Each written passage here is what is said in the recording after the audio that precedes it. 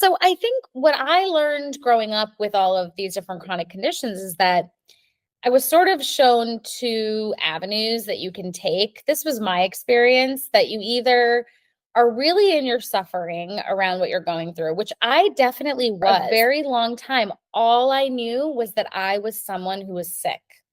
I didn't know anything else about myself. And then I discovered self-help. I discovered, manifestation, talking about, I've always been very spiritual. I've always been very connected to God in my own personal way, not in necessarily religious ways.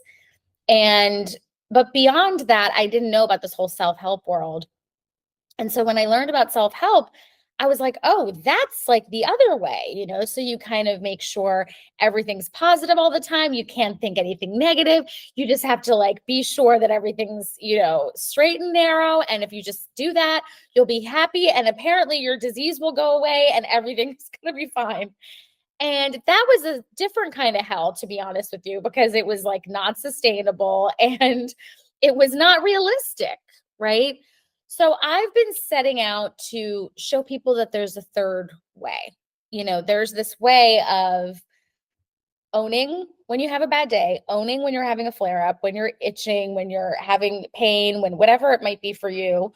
And, owning that, but then knowing that you have this next moment to choose a higher thought, choose to focus on something that you love about yourself. Or if you can't think of anything, think of your best friend and think of one thing you love about that person, So I kind of want to talk to people about that third door. And I do think that that is helping people create this sense of self-empowerment, doing it for themselves, right? And showing themselves that they have that strength within them.